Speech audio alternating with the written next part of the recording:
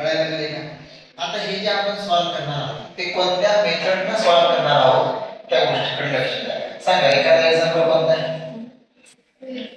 हा काय 2x square plus x minus 1. समजा तुम्हाला हा पॉलिनॉमियल कळायला लागले का? आणि हा पॉलिनॉमियल तुम्हाला काय म्हणले गेले की बाबा हे याला काय करा फॅक्टर सॉल्व्ह करा. काय फाइंड करा? तर काय करायचं माहिती का? पॉवर किती, व्हेरिएबल किती इथं एकच आहे ना. मग काय करायचं इथं लक्ष द्या. ह्याच्यावर दहावीचं कन्सेप्ट बरं का? कळायला लागले का? मग आता इथं काय करायचं? हा x स्क्वेअरचा कोएफिशिएंट काय मला पटकन सांग. व्हेरी गुड है ना.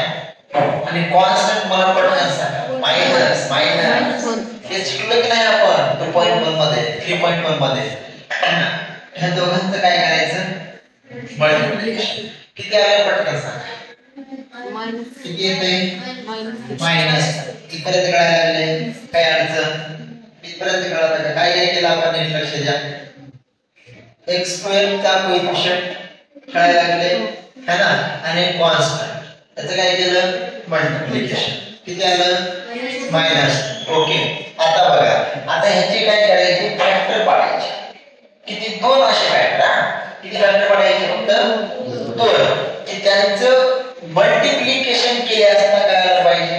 मायनस. काय आलं पाहिजे? आणि त्यांचं सम केले असता नीट लक्षात घ्या. सम केले असता काय आलं पाहिजे? Coefficient of x. काय आलं पाहिजे? Coefficient of x. आणि ते कोएफिशिएंट ऑफ x काय नेमके किती बाळ? कळायला लागले की नाही कळायला लागले? ते समजतंय का? बघा आता मग मला सांगा असे कोणते दोन नंबर आहेत? समजा 2 आणि 1 घेतलं तर त्या दोघांचा गुणाकार काय येतो? 2 येतो की नाही? पण आपल्याला काय पाहिजे? गुणाकार काय पाहिजे? मायनस. काय पाहिजे बाळ? मायनस. आणि त्यांचा सम काय पाहिजे? म्हणजे प्लस मायनस काय पाहिजे आपल्याला? 1 पाहिजे.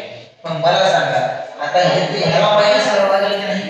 पटकन सांगा काय अडचण आहे का? कळायला लागले की नाही कळायला? समजते? मग काय करायचं? ह्याच्या ऐवजी आता इथे हे नोट टाकायचं. हा बघा 2x स्क्वेअर हा प्लस 2x आणि मायनस 1x मायनस 1. इथं 1 लिहिलं काय नाही लिहिलं काही फरक पडतं का? फक्त तुम्हाला समजा लिहिलं.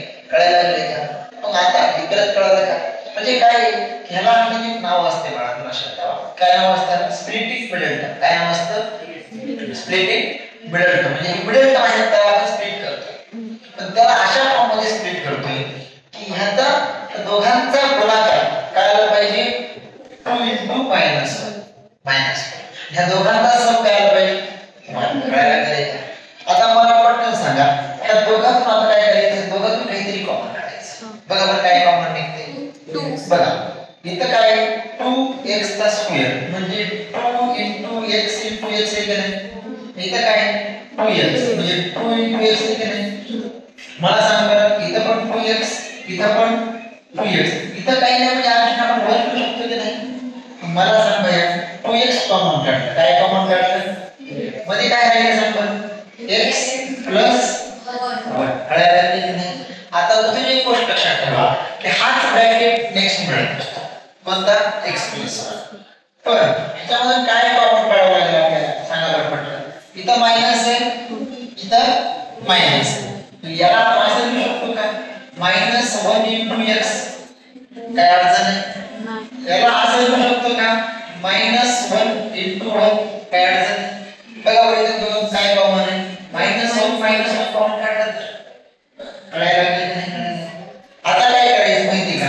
की हा जो ब्रॅकेट आहे x + 1 x पासून कॉमन आहे सेम त्याला इथे लिहून घ्यायचं x + 1 आणि हा 2x - 1 एका ब्रॅकेटमध्ये लिहून टाकायचं. कळायला लागले की नाही? नाही पाहिजे. समजलं की नाही?